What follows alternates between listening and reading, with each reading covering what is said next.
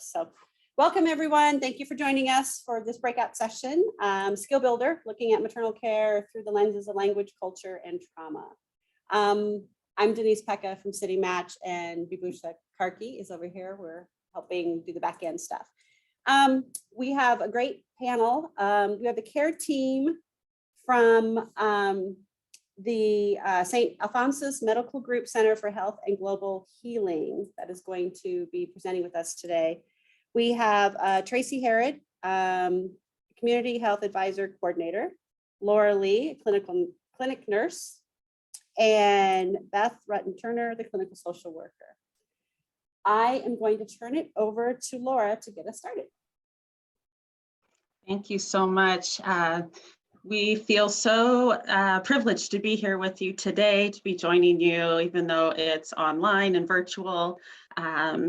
We are very excited about sharing with you guys what we do. We're very passionate about what we do, and we hope that some of the tools that we have learned along the way, we can share with you. We are going to talk a little bit about the model of care that we've developed for our clinic, and we will do our best to answer questions before the end of the time.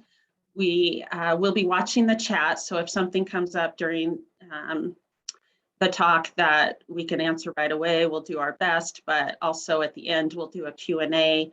And we also have included with the PowerPoint what our email address is. So you're welcome to reach out to us after that. But again, we're so happy to be here, and I am going to go ahead and pass it on to Beth to continue on.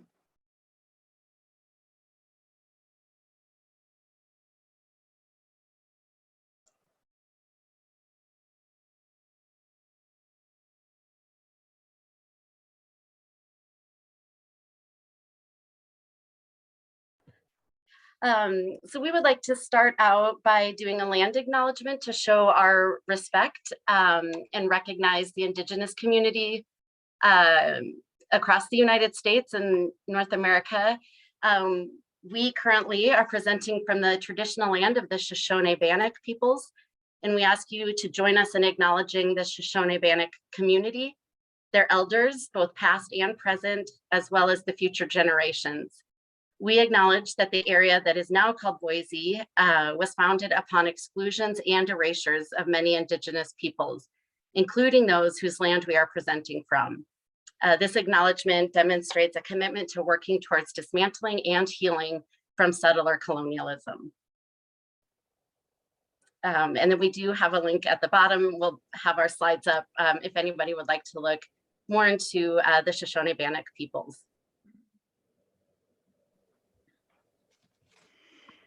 As Laura mentioned, we're so glad to be spending this time together, and we hope that even as we talk about this important topic, that the time we have together will even be healing for all of us as we discuss ways to have encounters with patients that are actually healing. So the objectives that we have for our time together is we want to first define what we call the triad lenses, and this is that model of care that Laura was referring to. And that triad involves culturally responsive care, linguistically appropriate care, trauma-informed care, and how they all intersect, and how equitable care is actually given at the intersection of all three of those. So you'll see that theme going throughout our time together today. You'll recognize that triad as we go through. We also, though, are hoping in the short time that we have together to begin to provide a bit of a framework for you all to utilize when you're considering this triad and these important lenses in your own setting where you work, and to just begin a discussion that you can continue on your teams, in your organizations, your work setting, about this lens for providing equitable care and how that can be fulfilled where you work. We want to make sure always, but especially because of the nature of the material that we're going to be talking about, that we invite everyone to feel free to take care of yourself in all the ways. If you feel the need to move around. We've noticed, especially sometimes, well, we're not going to talk about specific examples of trauma, but just talking about trauma sometimes It can feel better for people sometimes if they stand or move around a little bit.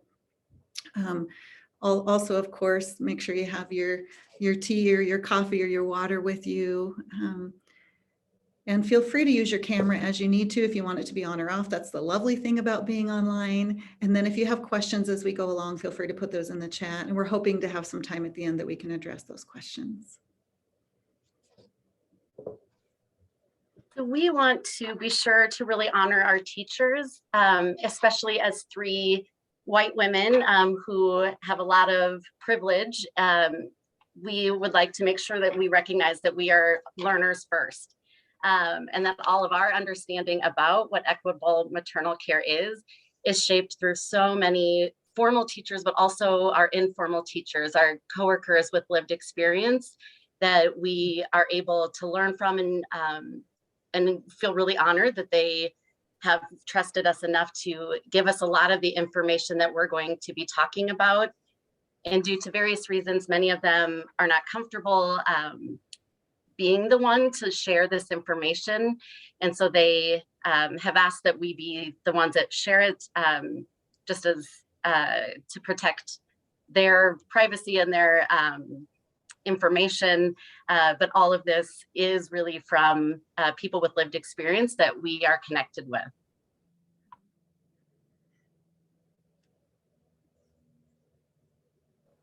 So a little bit about our program here in little old Boise, Idaho. Our overview, our umbrella is under the hospital systems Center for Global Health and Healing. So in that title includes multiple programs. So we have a primary care clinic with family practice doctors called the International Clinic. They have 7 different providers providing care really by family system. They will see an entire family, and we try to provide that consistency for the family. The 3 of us specialize in the care clinic, which is OBGYN services. I should start by saying kind of about our patient population. So majority of our patients have come through the U.S. refugee resettlement program. So we have families here from all different ends of the world, many different language groups, but have all had this shared experience of coming through resettlement. We do have other patients who have come through special immigration programs like SIV visas or the humanitarian parolee program. But primarily our patient population has experience, is multilingual, multicultural with a significant trauma history. So at the care clinic, again, it's OBGYN services.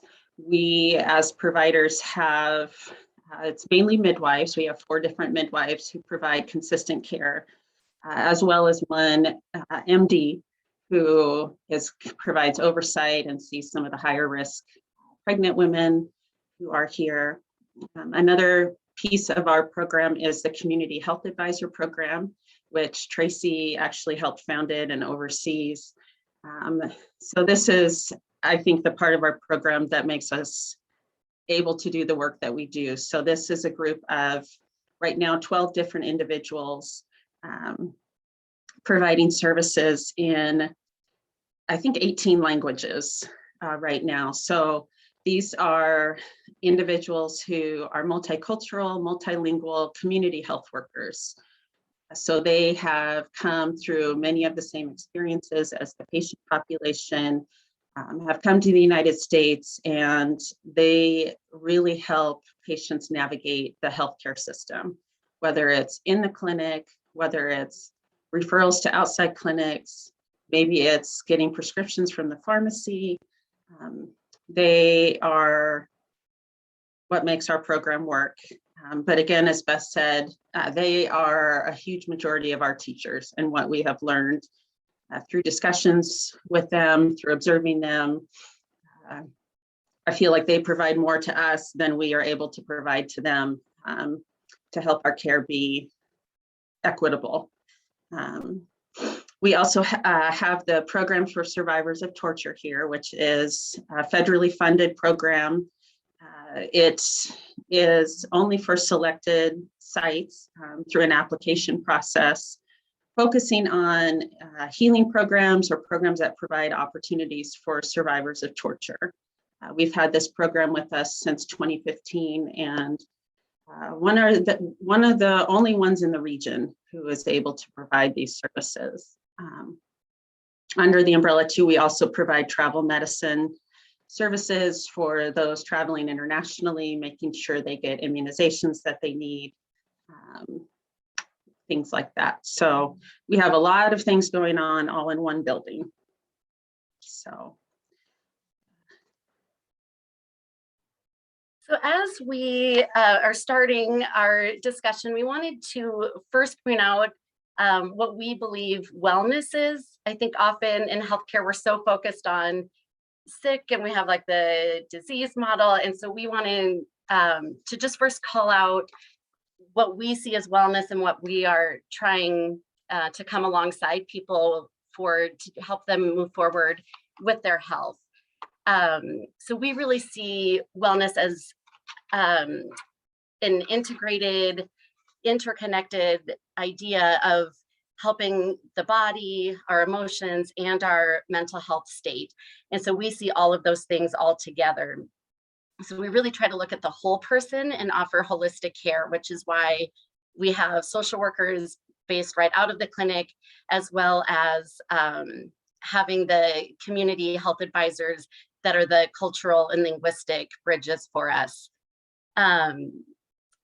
So as science has kind of progressed, we've been able to really learn about the body and how interconnected all of our systems are. So instead of seeing it as we did for quite a while, it's very separated, that, you know, we have a specialist for the knee and we have a specialist for shoulders and all of these different things, we really try to see the whole body and the whole person.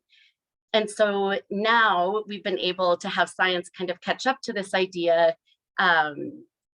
that really, like, we're getting so much information through our sensory pathways, and all of that sensory information is going up to the brain, and then the motor pathways are bringing it back down. So there's so much of what's happening in our bodies that we don't have time to actually think about, and that's instinctual and it's emotional and relational, and then we're thinking about it.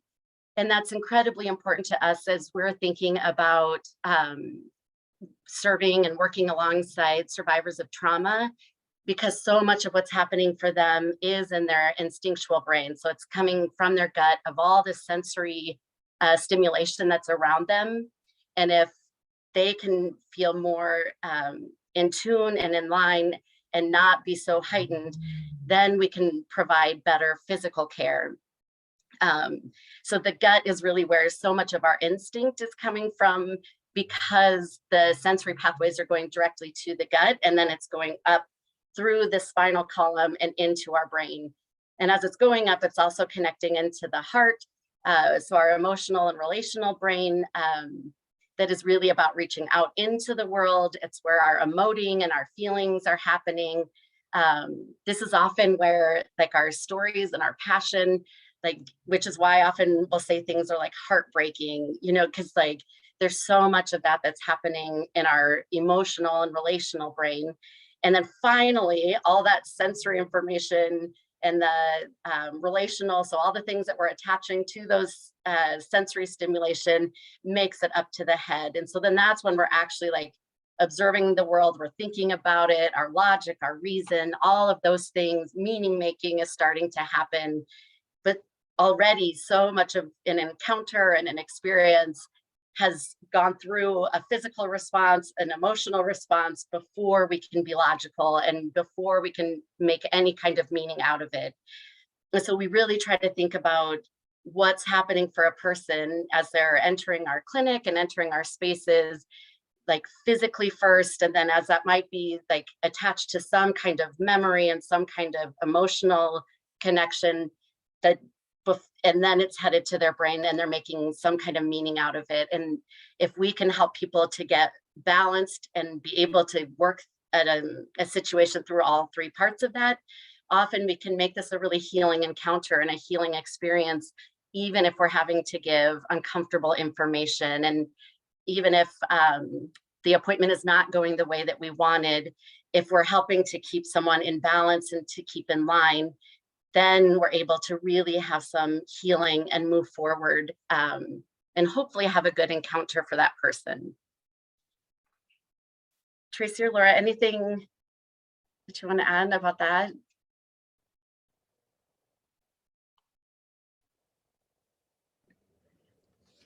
Thank you, Beth. I think that you said that all so beautifully.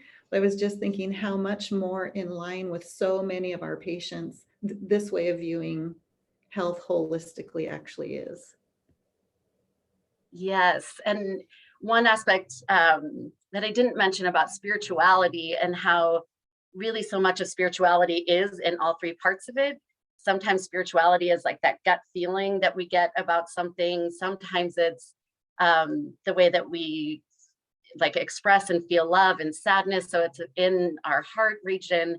And sometimes it's how we're making sense of the world. And so when an experience for many of our cultures is happening, like spirituality is connecting all three parts of the brain. And so their spirituality is coming through all aspects of this. Thanks, Traci.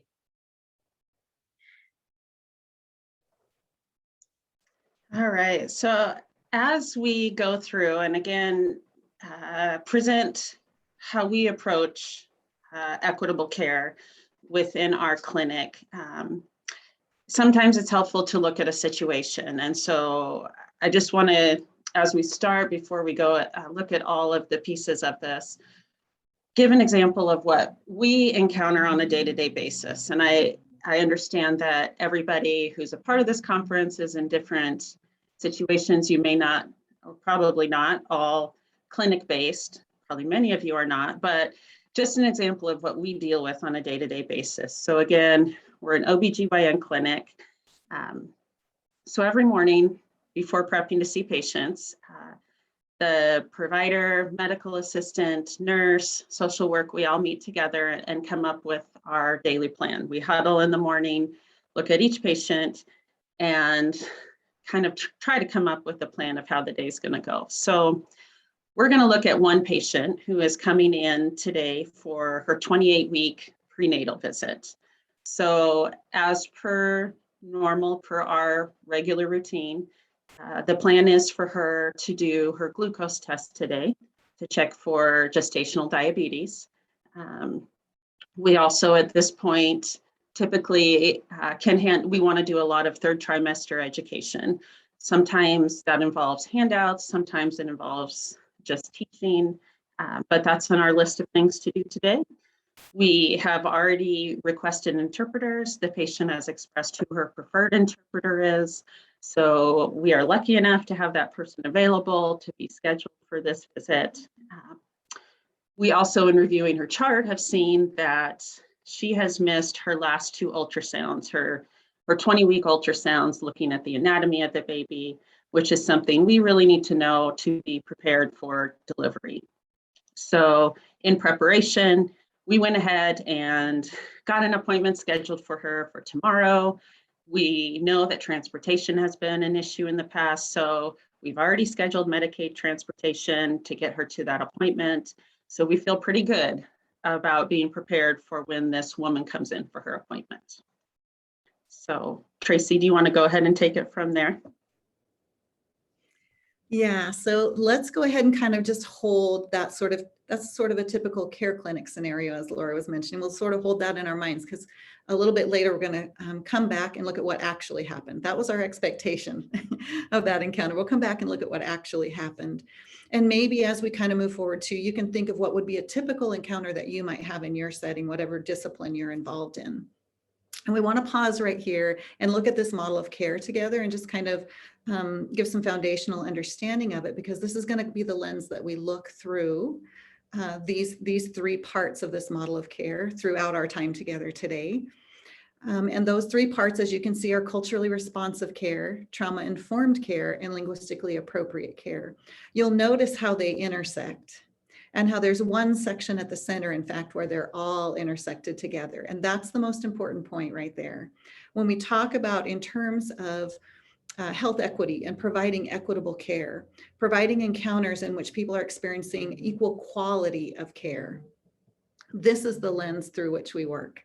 This is the formula that we try to follow to provide encounters that that equate to equitable care for people. So culturally responsive care, for this model, we intentionally do not use the term cultural competency, simply because we've noticed that we all tend to kind of want to have learning culturally responsive care be sort of like a box that we check off. We all tend to kind of want to, we love things that we feel competent in, right? And so we tend to view culture sometimes as like, let me just kind of learn this list of tips, tricks, and techniques, and then I'll be competent in that culture. And that can really put us in a difficult position, because honestly, a very, very important part of this is to be constant lifelong learners and to just lean into that posture of being a learner all the time. And in fact, it's kind of one of those things where rather than getting to a certain point where you go, oh, I've learned all of that, great. It's kind of more one of those, the more you learn, the more you know you need to learn ways of being in the world. So we prefer the term culturally responsive care, which allows us to be constant learners so that we're responding to every single encounter. Because honestly, we can't be competent in anyone else's culture. I'm rarely competent in my own because it's always fluid as well, right? So culturally responsive care, intersecting with trauma-informed care, which is probably the most used term out of the three of these lenses these days. But often it's looked at all by itself, right? Just as trauma-informed care. What we've noticed and learned, as Beth said, from our teachers and from all of our experiences here, that in reality, we can't provide trauma-informed care if we're not also providing culturally responsive care and linguistically appropriate care. You'll see that fleshed out in some of our scenarios and examples as we go on, and you'll be able to probably think of some of your own as well. And then linguistically appropriate care, which involves not only having someone who speaks the appropriate language or even the appropriate dialect, but having an interpreter in the room who's trusted. Because you can imagine, for example, if we don't have a trusted interpreter in the room, how even if we would call that linguistically appropriate, because maybe it's the proper dialect, but if the person isn't trusted for a variety of reasons, that can't be trauma informed, right? Because then it doesn't feel safe. So that would be an example of how these things all intersect. And right there in that little center kind of rounded triangle, that's where equitable care really happens, where someone is able to experience equal quality of care when it's culturally responsive, trauma informed, and linguistically appropriate. And the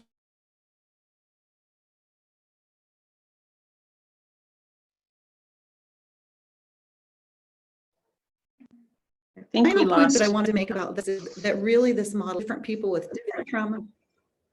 Oops. Am I still okay? Now you are. Okay, I'm getting that little, your internet connection is unstable. So let me back up just a tad bit. Am I okay now? Yeah. Okay. The good news about this model of care is that it applies to all patients. Sometimes people will say, well, how can I provide trauma-informed care if I don't know what someone's trauma experience is? I'm going to turn off my video here, so maybe that'll be a little bit easier if you don't have to watch me freeze on and off, as long as you can hear me okay. Sometimes people will ask us, how can I provide trauma-informed care if I don't know what someone's trauma experience is? The great news is that we don't have to know. That trauma-informed care, linguistically appropriate care, and culturally responsive care actually is a way of being. And it's more so about our way of interacting with patients, more so than the specifics of their experience. And in reality, this is what we all need. We all have a culture.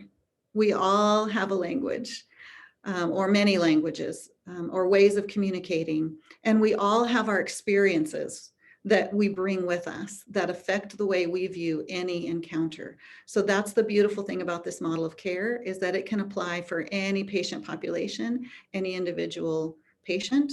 And in fact, even as teams, it's a wonderful way to relate to each other in the stressful work that we do day to day.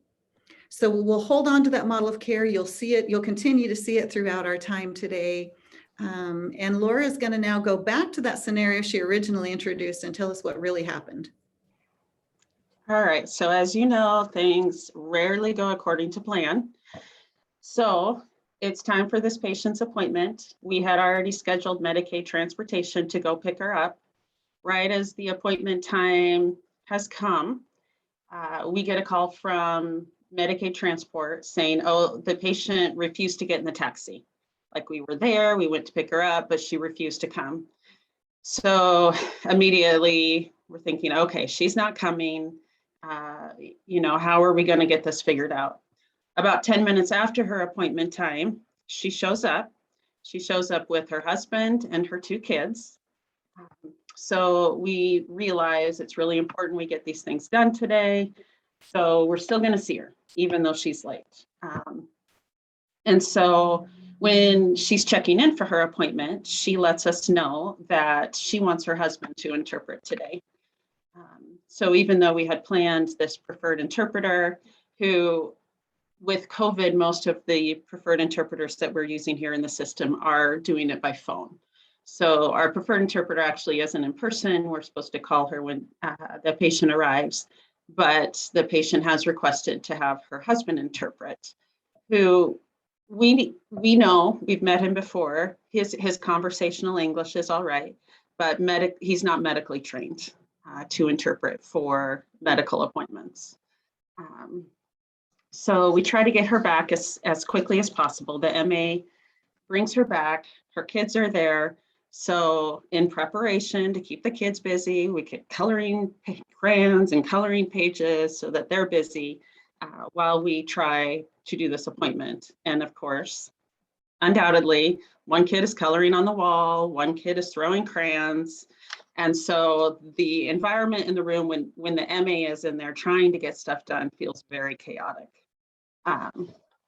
So trying to focus on the tasks for the day, the medical assistant immediately wants to get this glucose drink started, which, if you're not familiar with it, this is a test where we give them this really sugary drink to drink, and then an hour later we'll check their blood just to make sure their body is able to get rid of all that extra sugar, just checking for pregnancy, gestational diabetes. So the way this works is we need her to drink this whole drink within 5 minutes in order for the test to be accurate. And so knowing that we're already behind, the medical assistant, through the interpretation of the husband, is trying to explain, drink this whole drink, you have 5 minutes to drink it, and then nothing to eat or drink but water for an hour till we draw the blood. And it's very clear, okay, it's 2:05, you have until 2:10 to drink this drink. So she opens it up, she takes a couple sips, and of course, one of her kids has to go to the bathroom, hoping that the husband will take this child to the bathroom so she can continue on. That doesn't work. So mom gets up out of the room, accompanies the child to the bathroom as we're looking at the timer thinking there is no way that kid's going to get done that fast to get this whole drink going. So luckily it was fast. Child comes back, mom comes back to the room. We've got 60 seconds for her to finish drinking this drink, and her phone rings. And we're thinking, okay, just you'll call him back later, just silence the phone. But instead, she picks up the phone and starts talking on it. And here, as we're trying to get her to do this drink, it is not happening within the time frame that we want. So as you can imagine, the medical assistant is feeling this pressure to get all these things done with a time frame, and starts to get that anxiousness and, oh, what is the provider going to say, or how are we going to get this test done accurately? So that's the situation in the room at this point. So how do we approach this, looking at the the different lenses, the 3 lenses, and try to figure out what all is going on in the room and how can we approach the situation in a way that things can get done, that needs to get done, and also be respectful of the patient. So I think, Beth, you're going to go ahead and go through each lens, and we'll kind of look at the situation according to each lens. Yeah, so as Laura said, we'll go through each lens. We decided just to do them in alphabetical order. There's no way to say one is more important than the other because they're all happening, as Traci said, like in connection with each other. So things are overlapping. All 3 are always showing up. So we just chose to do alphabetical order so we could move through each of them together. So for culturally responsive care, one thing that we as a clinic try to do is to really look at and understand foundations of culture. As Traci said, part of culturally responsive care, it's not saying, oh, for this patient population, this is how you greet them, you shake hands in this way, I touch this person or I don't. There's too many layers and things that are happening in that. And instead, we really just want to understand the foundations of all culture, including our own. And so there's lots of lists out there and people are welcome to look up different ones. The list that we use, the things that we found most important, there's 6 different foundations that we consider. One of them is the locus of control. And this one is about how much do I think that I'm able as an individual to control my environment, to control the things that happen to me, versus, or not versus, but like to the other side of where it's much more external. So there are external forces that are actually what's impacting what happens to me in my life. So you can see how, depending on somebody's locus of control, how they would be showing up to this appointment that Laura was talking about. Another aspect that we look at is the way that people identify themselves. So there are people that identify in an individualist manner. So I am I get to say what happens to me. I make decisions for myself. I choose what kind of care that I would like. To the other side would be a collectivist community. And so really, like, I am we. So I'm a part of this community. I'm a part of this family. And what happens to me happens to all of us. And so someone is looking at this pregnancy, not as like, this pregnancy is my pregnancy, but this is our families. This is all of us together that are experiencing this. Another aspect we look at is interaction style. So for some cultures and communities, they move much more relationally and they're going from person to person, or like experience to experience. So as I'm entering the clinic, I see someone from my community, so I'll greet them and then I'll talk with them for a little bit. And then maybe there's somebody else that I know from somewhere, so I greet them. And then I make it up to the counter to actually check in. So I'm moving much more relationally and with experience. Other, like kind of the other side of this spectrum is people that move more by schedule or like task to task. So as Laura was saying, like this MA is really saying like, I've got these tasks that I need to do. Often we think about time, like this was supposed to last 90 minutes for this presentation. So we've got to get all this stuff done in 90 minutes. And we have these things we want to say, instead of being able to move through the experience together. Context is another one that we consider. There's some cultures and communities that are considered high context or high protocol, which means there's a lot of formality. There's a lot of ideas about like how I greet and how I treat someone. So often people think about like power and like hierarchy in this, that you're my elder, and so I'm going to show you more respect. You, of course, will get the seat, and I will either stand or sit on the floor, or because of your age, there's certain ways that I'll greet you. And so it's really thinking about the whole context of the situation and who you are and what you mean to this community. And so that's going to say how I'm interacting. And then there's low context cultures, and often in lower context cultures, there's less protocol. It's more informal. We use a lot of words because there isn't a lot of shared understanding about what something means or how something works. So we'll explain and explain because we need to give that understanding instead of all of us just knowing this is an elder, so this is how I'll treat them. Instead, it's maybe explaining like, oh, this is my grandma from the, and so going through and being just much more clear, more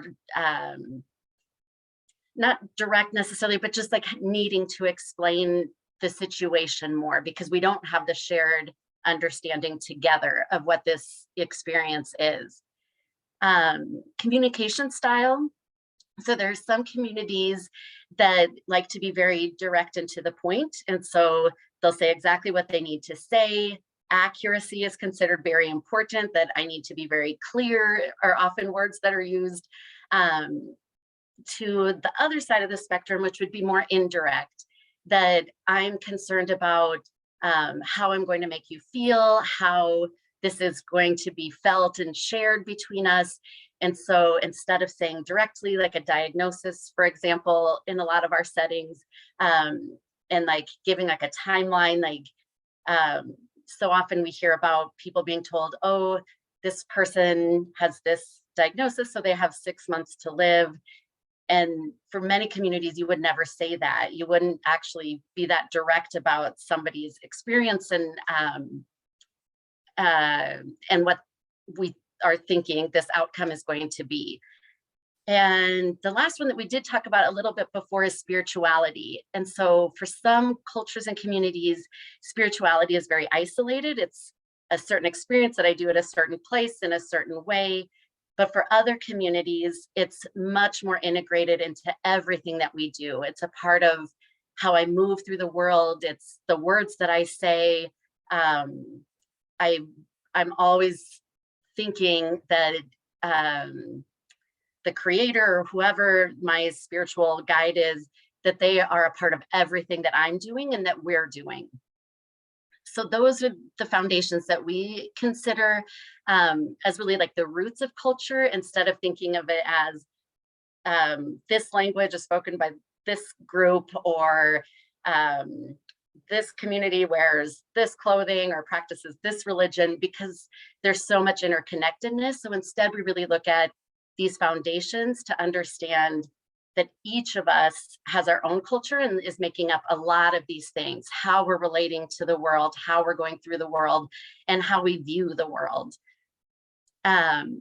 Knowing this, that as we look at these different foundations, we also really realize that culture is a spectrum. So for each of us, in general, America is considered more of an individualist culture, and yet it's a spectrum. In some parts of the United States, it is much more collectivist. There's places where we're very, very connected about family. And then there's other places that it does fall more to the individualist, like I really will say what I need to say. It's about getting my own needs met. And so we realize that everybody is on this spectrum. There's no way that we can say one community is very solidly this culture in all these ways. Instead, each person is somewhere on the spectrum of the different foundations of culture. Also, culture is really dynamic as we're coming into contact with other people, as we move different places, different experiences that we have. If maybe I was living in a more rural area and now I'm more urban, or vice versa, all of these things are part of culture.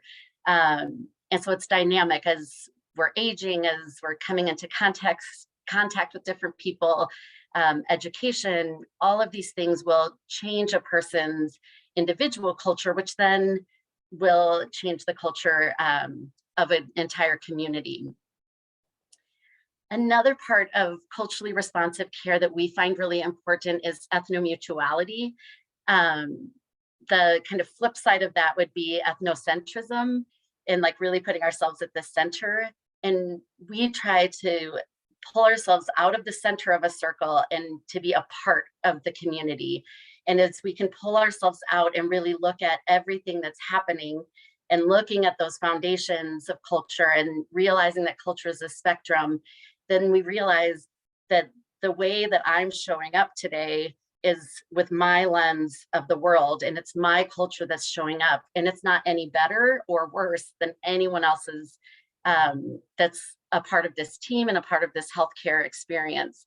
So if I can keep myself out of the center, assuming that my way is the right way, that I know how to do this better than others, then I can really be able to see this person in front of me and listen and learn from the team around me. And the final piece is self-study. It's so incredibly important that we all know our own culture first, because as Traci was saying, we all have culture.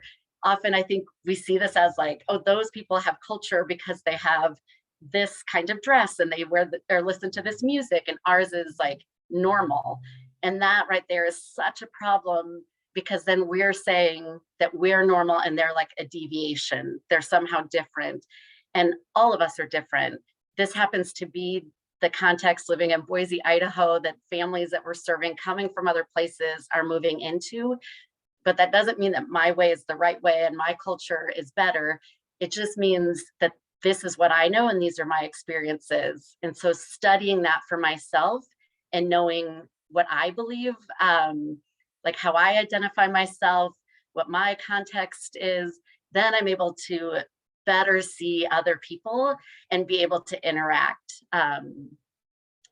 Yeah. Any other thoughts, Laura or Traci?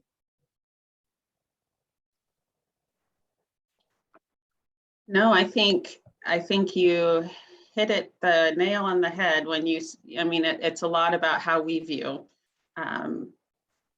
cultures and how we approach the world. That is through our lens, our glasses, how we see the world. And that is what puts us in the position of how we're able to respond to other cultures that we experience. So looking at culturally responsive care, let's go back to our situation that we had. So approaching this patient, one thing that we've learned in interactions with this patient is they are from a high context culture. And so from their culture, it's more important to, people are more important than tasks. Relationships are more important than getting the things done that are on our list of things to do. So as Beth gave the example, the patient comes into the clinic, sees somebody from their community, and it's more important to stop and greet them than it is to come because you're already a few minutes late for your appointment and go ahead and check in. And just interactions from, seeing this patient throughout the pregnancy has showed us how that is so important. So for our example, we're trying to get her to drink this glucose drink and she answers the phone. Very much, I would say, in American culture, that would be considered rude. Like, you are here at the doctor's office, your job is to have your appointment, and please, you see signs everywhere, please silence your cell phone while you are in the clinic. However, looking from the lens of this patient, that would be considered rude because the person knows by the phone ringing that your phone is on. And if you are choosing not to answer, or you hang up, silence the call right away, send it to voicemail, that is going to be felt by that person on the other end. And so this person, in order to be a part of her community and to be accepted, needs to answer that phone call. I would say, obviously that can be difficult, but I would say 99 times out of 100, the patient is only going to answer and say, I'm at the doctor, I'll call you right back, and hang up. So we have gotten used to that, but that's something that's super important to this patient to maintain her role and relationships in the community. Obviously, our goal through going through care is that we have a healthy mom and a healthy baby. And a lot of times that has to be creative to make sure that we're meeting the same goal. That's the patient's goal as well. Let's be healthy. And so trying to adjust for some of these cultural differences takes a lot of creativity. And we have all messed up and learned from our mistakes, still mess up every day, realizing that we're made a wrong decision, we offended somebody, and it's through debriefing at the end of the day, going through with each other or with our health advisors who are from those cultures saying, I know this did not go well. What did I do here? What can I do better next time? And so that is one cultural piece of this situation, but as you know, those lenses intersect. So we'll kind of come back to that in a little bit.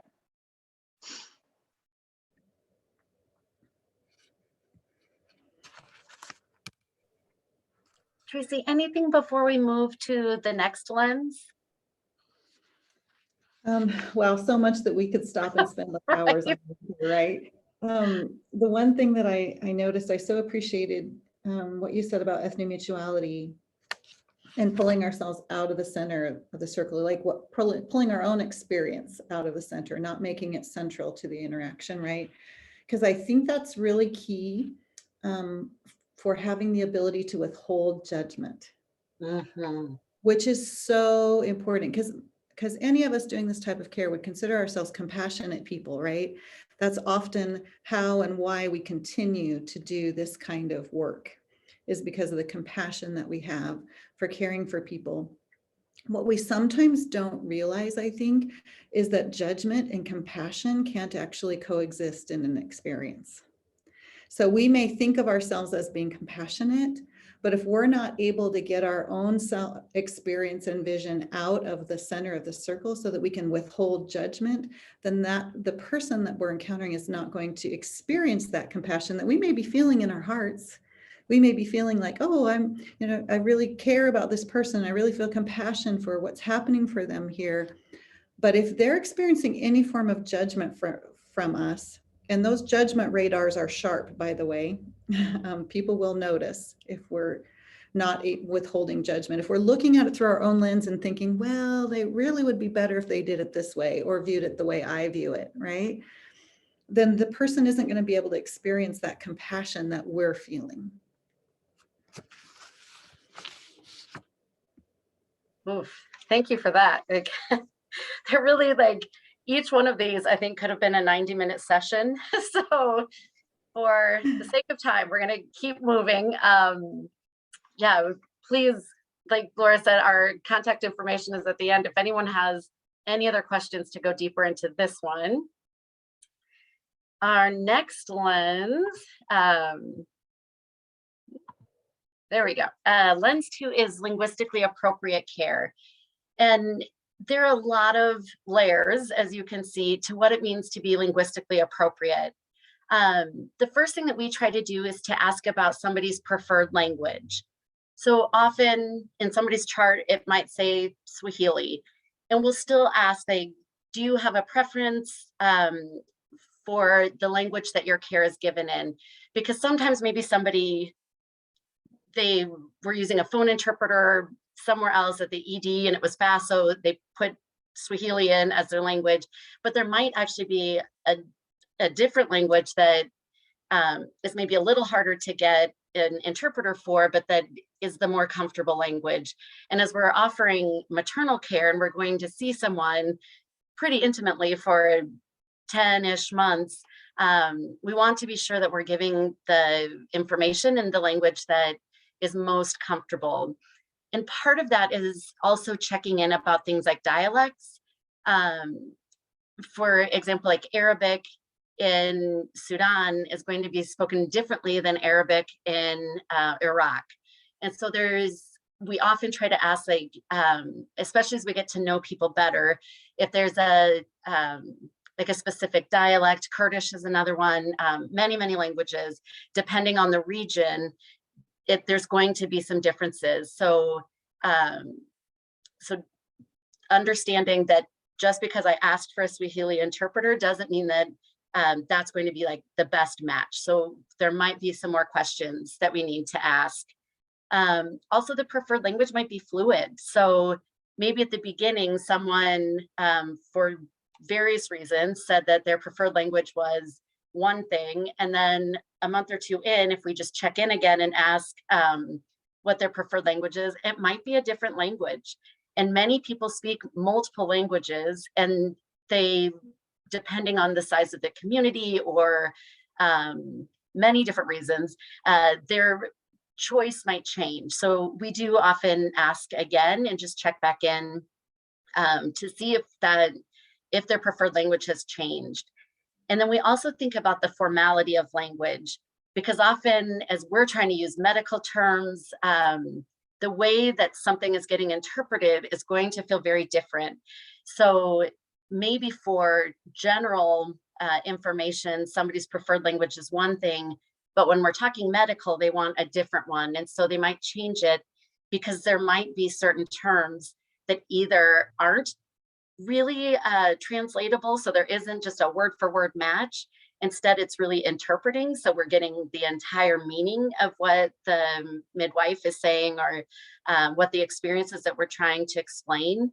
And so one thing we often hear is, oh, well, I said, this one sentence and it took the interpreter 5 minutes to explain. Like, I think that they weren't interpreting my words. And they were interpreting. They maybe weren't translating word for word, because there maybe wasn't a way to do that. Instead, they were trying to make sure that the actual information was clear. And so for some people, there are medical terms that just don't exist in their family language or their heart language. And so that's why it may change sometimes depending on the person and the experience that they're having. The next thing that we kind of pay attention to after like trying to understand the preferred language for the patient is to think about the identities of the interpreter. And so we really think about the social location of that interpreter. So thinking about things like the gender and sex of the interpreter, which I think is something that many of us think about, especially in maternal care. Age is incredibly important to consider and will be something that could be coming up. Maybe someone wants an older interpreter because they might think that there's more wisdom that they can get from this person, but maybe they want someone closer to their own age because that feels more comfortable. There aren't as many power dynamics. So age is an important thing for many people. The race and ethnicity. Many of the communities that are coming here are coming from conflict zones, and both racial groups or ethnic groups are coming to the United States. And so if the interpreter is from one ethnicity and the patient is from another, that can cause a lot of discomfort and a lot of issues in the room. So we try to think about the race and ethnicity of the patient and the interpreter, and then ability. If we have a patient that has maybe less abilities than the interpreter, they might be uncomfortable about bringing certain things up, and they may not feel comfortable explaining everything that's happening. And so all of these things are part of power dynamics that are coming up when we're in the room with a patient and an interpreter. And so this is another thing that when we're first starting care with someone, they may not feel comfortable and they may not even know what our interpreter options are. So they may not say exactly who they want as their interpreter. But often, once we've asked what your preferred language is and we kind of get to know someone, we will ask them if there's a preferred interpreter. So then they can tell us like, oh, and they don't have to explain why, of course, but at least they can tell us like, this person I feel comfortable with, and this is the person that I want with me through these appointments. And then we'll try to have that person available whenever possible. Once we've kind of figured out the preferred language, and maybe we have like one specific preferred interpreter, or maybe the person is okay with any interpreter, then we really move into the partnership between ourselves, the patient, and the interpreter. And I think many times when we're in trainings about working with interpreters, it's very much like, I'm the professional and here's the patient, and I speak directly to the patient, and this person just happens to be in the room and they're just like given some information. And we find that incredibly, I can't even think of the right word, but there's another human that's in the room with us, and their experience and their professional expertise is the only way that this appointment is happening. If we didn't have this professional interpreter in the room, then none of the care that we're trying to offer is going to be able to be received. And so we really partner alongside the interpreters, and we don't say that like they work for us, but instead we're working together for the patient. And so together, our combined expertise is what's being able to offer the patient equitable care. And so we attempt to build trust with the interpreters. And often there'll be some trust, like it's a triangle. So we're trying to get the trust between ourselves and the patient, ourselves and the interpreter, and then the interpreter and the patient, because that's where we're going to be able to really offer good care, is when we're all in this together. And then the last thing we wanted to bring up was about visual materials. Often we love to hand out things in appointments and give like a thing about the flu shot that we just gave, or whatever it is that's happening in the appointment. And for many communities, visual materials aren't something that would have been used, and so that it doesn't make sense. And for some communities, it's actually really shameful, because maybe I took the paper, but I don't know what to do with it. I don't know what's on it. Sometimes there's things on it that maybe like based on like the graphics, it might be really offensive, because all graphics are also culturally bound. And so if you are using visual materials and if you're giving them out, part of being linguistically appropriate is really thinking about the culture of the information that you're giving. And so not just having it translated into a language, but also like, what is this, the information that we're giving, and how will that actually be received? And if we're using really high academic level information, that's often not helpful. If there's too many words on a page, that like, even if it's in the language that the person has asked for, many people it's overwhelming. And then, as I said, the graphics, like it's really important to kind of look through your information and have people from the community also looking at it to let us know if this is something that would be able to be received by the patients and the communities that we're working with.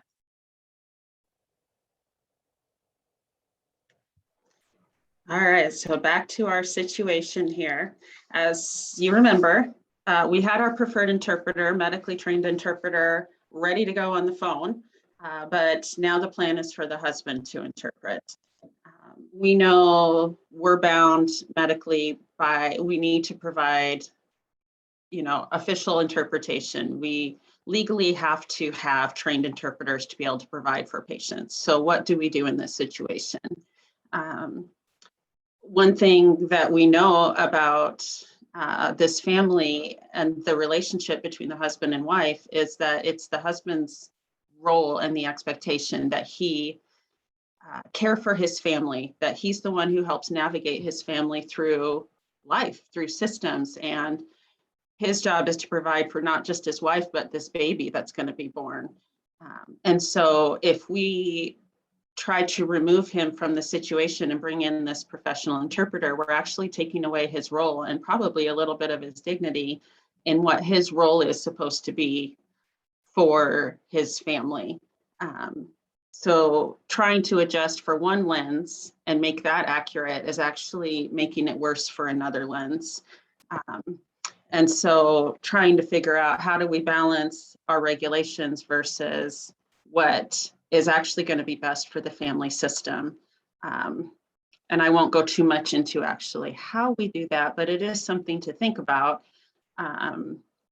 in that we want the patient to feel comfortable and the whole family to feel welcome and trusted. If we take the husband out and say, no, sorry, we're going to use this preferred interpreter, his trust with us and what we're communicating with his wife is actually going to be lost too. And if he doesn't trust us, then he may not let his wife come to appointments.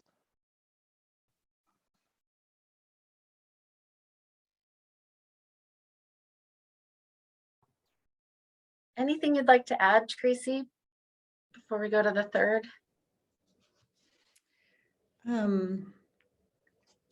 As an interpreter, actually, I really appreciated a lot of what you both have said. And especially I was noting, Beth, a lot of times how people are looking for word. You know, someone told us that interpretation is supposed to be word for word. But for any of you who are fluent in more than one language, and particularly if you're an interpreter, you know that there's actually no such thing as word for word, because languages don't work that way. A higher goal would be meaning for meaning. And that's where a lot of the misunderstanding comes from. And I note that, you know, I hear kind of disparaging remarks being made about interpreters. And those are 99.99% of the time based on our misunderstanding of the work that they're doing. And when you go back to that, here's an example of the intersection of language and culture, right? If you go back to that collectivism that Beth was talking about, if sometimes I've heard people even like make a comment to an interpreter who maybe is a few minutes late because they don't understand how interpreter schedules work and how difficult it is for interpreters to always be where they're expected to be and still provide equitable care. If an interpreter is not experiencing dignity and respect from us, then the patient won't either. So that's the important thing to remember because of language, culture, and trauma, the intersection of those things, right? Because a patient is experiencing collectively what the interpreter is experiencing too, especially if it's a trusted, respected interpreter. So the degree to which we treat an interpreter with dignity and respect and valuing their unique skill set and professional skills, that transfers directly in a collectivist culture to the patient that we're serving as well. Thank you. Okay, so our third lens is trauma-informed care. And as Traci said, like this is probably the one that most of us hear about the most, we experience the most, because this has been such an important part of healthcare in general, but specifically in maternal care in the last 5 to 10 years. So this one we're going to kind of keep a little bit briefer, especially because we noticed the time that it's going quite quickly on us. So one thing we do want to let you know is when we think about trauma, we really think about it, yes, as like an individual experience that might have happened to me and my body, but also that trauma is very much a collective and community issue, and that for many of the communities we work with, especially for those that are collectivist, when something happens to one person in the community, it's really happening to all. And so often people that are coming through refugee resettlement, it really has affected the whole community. And that trauma is also historical and intergenerational. And so many of the things that have happened to the people now also have been happening for generations. And so for many of the communities we work with, we are thinking about and realizing that intergenerational trauma is coming to us, community and collective trauma is coming to us, as well as any individual trauma. So with that, we try to really think about these 6 different aspects. We try to think about the safety for patients as they're coming in, which could be the physical space. So everything from like noises that people can hear, smells that are in the clinic, accessibility of our clinic, both like physically, but also things like doorways, and especially for pregnant women, how comfortable are the chairs already big enough, or do we have to like suddenly go and like swap chairs out, which can make people feel really uncomfortable. Thinking about our policies and procedures for safety as a clinic, and that this is a clinic-wide thing, not just an individual practitioner, that we're really trying to think about clinic-wide, offering a safe experience for patients. Trustworthiness and transparency, specifically for maternal care, we try to think about asking permission for everything, but especially if I'm going to touch someone. So before I'm going to move something, asking permission. If we're going to be moving rooms, asking permission if that's okay. Trying to explain what's going to happen next. So for Laura, I know she does this a lot. If she's going to be moving someone to the lab and there's going to be a lab draw, explaining that so that somebody knows what they're going to see in the room next, where they're going, so that it can help someone feel safe that as we're moving, this is probably where I'm headed and this is what will happen in that new room. We try to really keep tasks clear. So instead of trying to explain a lot of things, just trying to like explain the parts that are most important.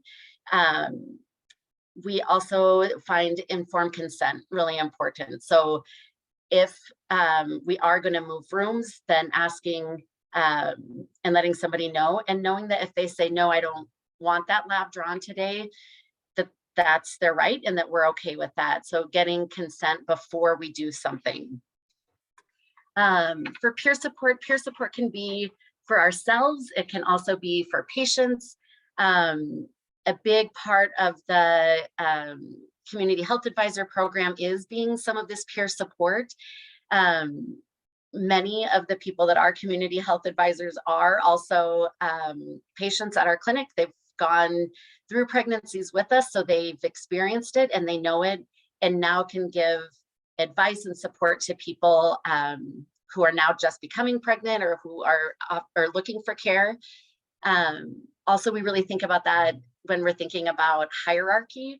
In the medical field, it's very much like physicians are at the top, and then like in our setting, then the midwives would be next, and then nurses and MAs, and it's just this very rigid system. And so what support are we giving people, and do we see and feel ourselves as that hierarchy, or do we see ourselves as a team, and how are we offering that support to each other, especially when we're thinking of all three of these lenses.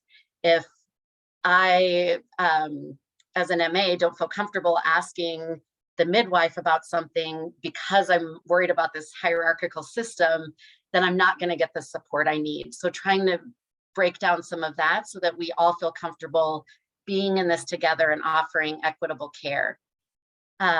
Collaboration and mutuality is another one that's both for patients, but also for ourselves. We really try to understand the power dynamics of what's happening for patients specifically.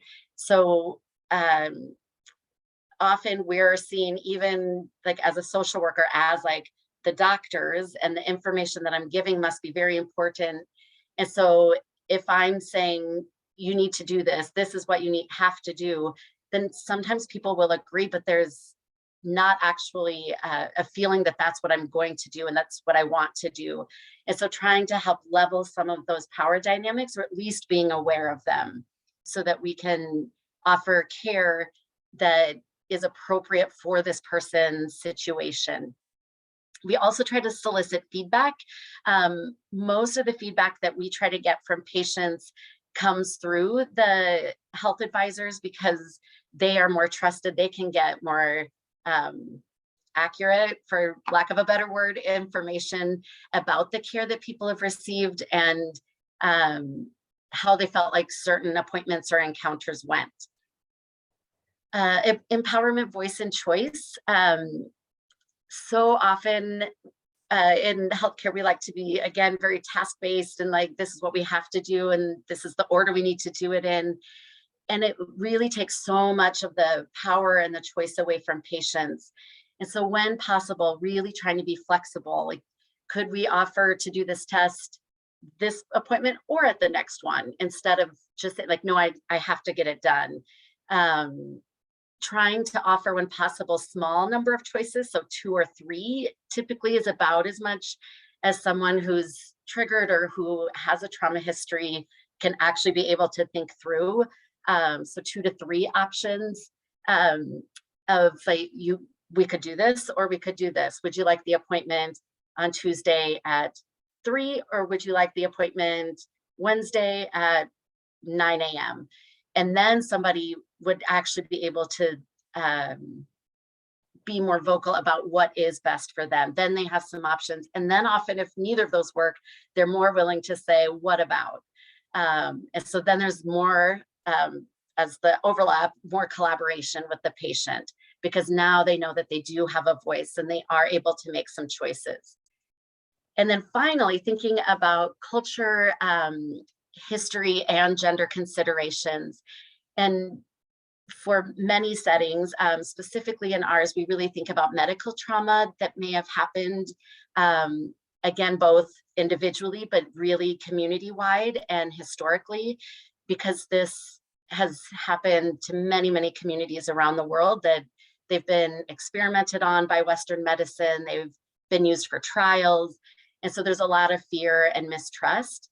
And so that's all coming in with patients when they're coming into the room, because they all know it. And we need to now also, as providers, be aware of these things, the history and the cultural pieces that are coming for patients as well. Sorry, I know that was really fast, but Laura, Yeah, so I just want to bring up, again, back to our pregnant mama, the whole situation of missed appointments. So again, we really need to know what's going on with this baby. We need to see if there's anything we need to be concerned about or intervene. And she has not had her anatomy scan yet, and we're already way past the ideal time frame. But looking at trauma, I think, at least through this lens, there's a lot of things that we can consider and why there's missed appointments. It's not a matter of her not being willing to go and not wanting this appointment. She may very much want to go to this appointment, but let's say she is from a place where leaving her house in the past back home was not safe.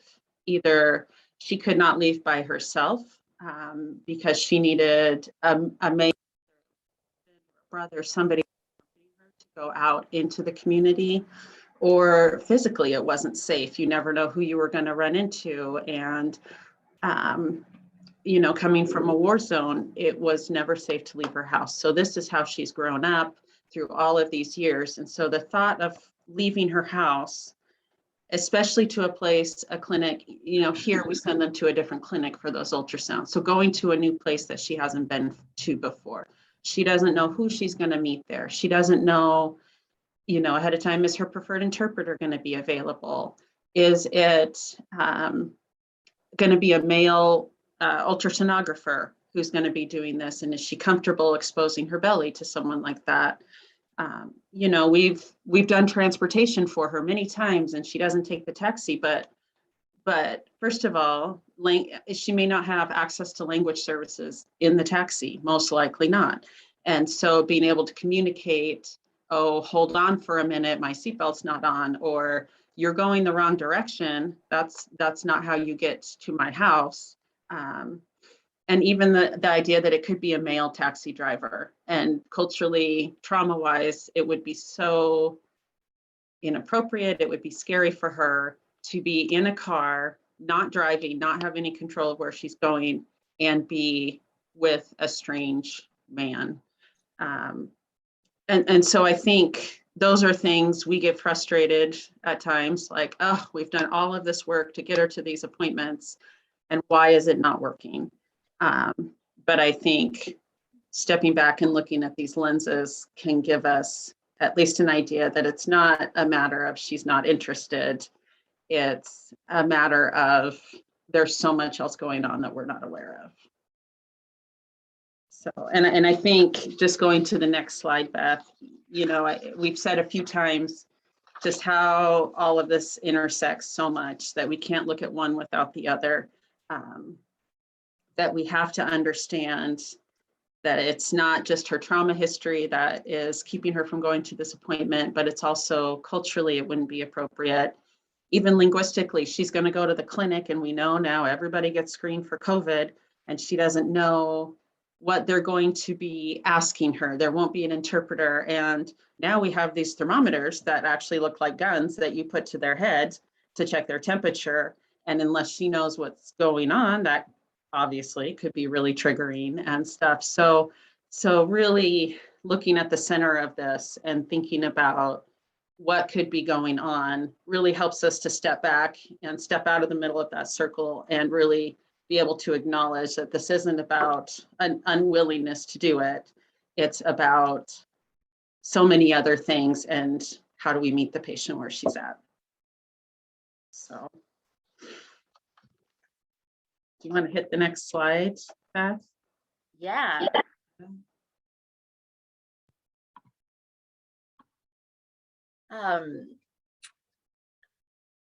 So we wanted to give a little bit of framework about how we then, knowing the intersection of those three aspects of care, how we then try to actually, like in a specific interaction, how we try to offer this and what that might look like. And we cannot say enough about, I think Traci, you call it the art of the pause, with the pausing is so incredibly important, because it gives us a second, whether it's right before I enter the room, especially maybe I've heard from my MA that, you know, the kids are everywhere and all these things. And so then I'm already aroused and triggered, and then I go into the room quickly, and then I do see all of these things. And so now I'm already dysregulated, and I'm going to then be interacting in a way that isn't how I actually want to encounter this patient. And so taking a minute to pause, sometimes that means like physically breathing for just a second. Sometimes it's things like noticing the cold of the doorknob as I'm like opening it, anything to just stop ourselves for a second before we go into the moment. And this can also happen in the room, taking a breath after somebody has maybe said something or I'm watching something, to pause for a second before I then react to something, because then I can actually respond the way I want to versus react in a dysregulated manner. So pause is so important to then be able to get ourselves as the like quote unquote professionals to be in a place that then we can provide care. And then the next part of that, so this is from Chris Newberry. He has done a couple different documentaries and does some different things about working cross-culturally. And so he uses this acronym LEARN. And so he asks us to kind of go through these steps as we're offering, like, I'll use the example of talking to a patient maybe about induction. So the first thing, the first step is to really listen, like listen to what the patient's goal is. Because if I can hear what the patient's goal is, then like, okay, now we can make a plan. Now we can actually make a treatment goal and treatment plan recommendations. Often, explain, the American medical system is going to have some recommendations and some things that we need to say. And it is really important that we give that information. We shouldn't withhold information because we're assuming things about the patient. If this is what best practice is, then explain that, knowing that this is just one view of the situation. So not assuming that this is the only way, that induction is the only way that this baby is going to be born healthy, but that this is what our recommendation is right now. Maybe the woman is at like around 41 weeks and we're getting close and we're looking at her high blood pressure and different things. And so we feel like from the American medical system, induction is really the best option for this mom and this baby. And then acknowledging that this understanding isn't the only way. So ask about their understanding, ask about what they think so that they can get to their goal, which for most women, as we're talking about this, the goal is to have a healthy baby. Like generally that's what she says she wants. And so how does she believe we're going to get to that healthy baby from her aspect? We think that it's induction.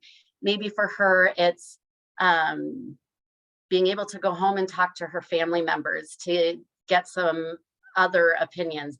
Maybe it's having another ultrasound. There could be lots of things that from her side, she thinks should happen next. So once you've heard her understanding of what she would really like to do, then recommend a plan or treatment that's based both on our professional ethics and best practices.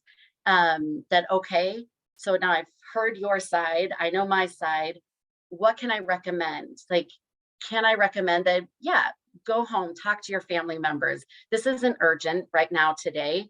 It would be okay if you left the office. I feel good about that. I still think induction would be the way. Go and talk to them about it. And so then negotiate that. So if she says, okay, great, thank you. And then maybe ask, like, could you come back next week then? And so together, once you've paused and are in a regulated space, then you can really have this collaboration. You're validating her experience and what she wants. You've explained our side of, or the medical system side of it. And then you collaborated together to come up with a plan that will help both of you reach that goal. Because that's, in my experience, what our goal is as offering the maternal care, is that we want healthy moms and we want healthy babies. And so what can we do to collaborate with patients so that that can happen? Laura, Traci, thoughts? I just want to thank people for the questions in the chat. I think we're going to run out of time before being able to discuss those as a big group, but we are happy to reach out to you. Hopefully we can get your contact information and touch base about that. So please feel free to throw your questions in there, and we're happy to get back to you on those. We did have a couple examples we wanted to give, but I think we'll just stick to this one, and hopefully, again, it's our examples are more clinic-based, but there are framework things that you can think about in other environments that you are working in. One thing we see a lot is providers saying, well, we talked about the plan, the patient said, yes, she's going to do it, and then they end up not following through. So one example that we see that a lot in is with using contraception. A patient may have had a really high risk pregnancy, and it's going to be, we're really concerned if they get pregnant again for their safety. Somebody may have had to have a C-section, and it's really recommended that they wait 2 years in between deliveries. And so the provider approaches it and you know, is saying, these are my concerns, this is what I'm worried about. How about you start on, you know, this or this type of contraception? And the patient says, okay, I want to do birth control pills. So go ahead and send in that prescription. And we find that in a lot of these cultures, when you come to that power differential, it is more important, again, for the patient to agree with somebody who has more perceived power in the healthcare system than it is to actually say, yeah, no, I'm not going to use that, not interested, or yeah, we don't use that in my culture, or my husband wants another child before, you know, I turn 30, or something like that. But it's more important, again, instead of accuracy, it's more important to be respectful, and that is how they see respect. And so what we have found that the more we pressure somebody and being like, you need to use this, and not meeting them where they're at, is actually going to impact the trust with the provider. And we've seen many times that the woman gets pregnant quickly, and then she doesn't return to care for the first 5 or 6 months because she's too embarrassed. She told the provider she would do this, and she's worried about the provider getting upset with her. That's where we see the term non-compliance a lot, which just makes me cringe, especially as we're looking at all these lenses. You can imagine it's not that the patient maybe is being non-compliant and choosing not to go along with the plan. There is so much else going on in the room. And I know, Traci, you have a lot of strong opinions about this. Do you want to throw something else in there? Well, I think just the more that I learn from our patients and so forth, the more that I realize that often what we tend to call non-compliance is actually when we've missed something on this triad, right? It's actually a result of that we're not providing culturally responsive, trauma-informed, or linguistically appropriate care. And we tend to use terms like non-compliance or this patient doesn't care. We'll say the patient doesn't care about their health, or the patient doesn't care about their baby, or something like that. We're putting a negative light on what's happening for the patient, as opposed to taking responsibility for whether or not we're providing equitable care. And I think that's why we do it, because any of us, when we feel inadequate for a situation, or we become dysregulated about the stress of the situation, we tend to look for a place-to-place blame. That's just what our brains do. So I think that if we're really looking at taking responsibility for providing health equity, for providing equitable care, instead of using the term non-compliance, which I personally would love if it was stricken from the dictionary, a better idea would be to look through this lens of this triad. And that's the beauty of this triad too, is that it can be used both to identify and even to evaluate ourselves and our work. That's one of the ways that we use it. And especially if we know something didn't go well or something isn't going well, it can be used to identify what's happening, and it can also be used to guide us. So what would be more culturally responsive care? What would be more trauma-informed care? Are we missing something with linguistically appropriate care? It can be used to both identify and guide. And I know for many people that are participating, that are in the public health discipline, that's maybe one way to begin to look at this. Wish we had a whole hour to just talk about that, but that what a vision for all of us to have for public health, right? To be able to use a model like this one to identify and to guide.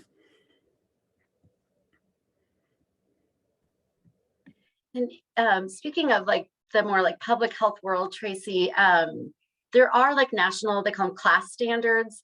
So it's culturally and linguistically appropriate care.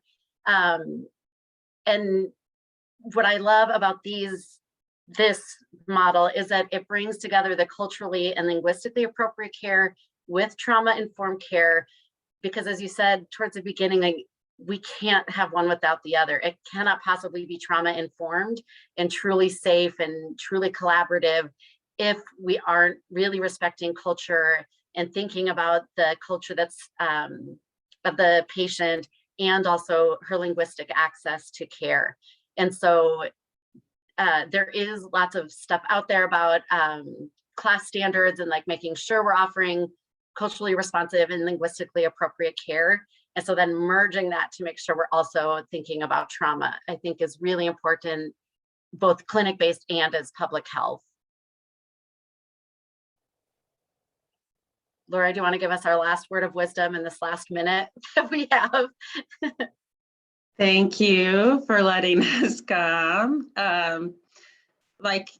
Hopefully it was evident that we feel very passionate about the journeys that we've been on and all that we've learned. Again, as Beth said earlier, we've learned this from people who have lived these experiences, patients, and once we can have a trusting relationship with them, we are able to get a lot of feedback, but it's working really hard on creating that trusting relationship in order to get the feedback that we need to continue to grow and to develop our program. So again, our email, I think we're sending out this PowerPoint. Feel free to contact any of us with questions. We'll do our best to provide some feedback. But again, it's a learning journey for all of us. So we just want to thank you so much for letting us join you today. And I hope you enjoy the rest of the conference.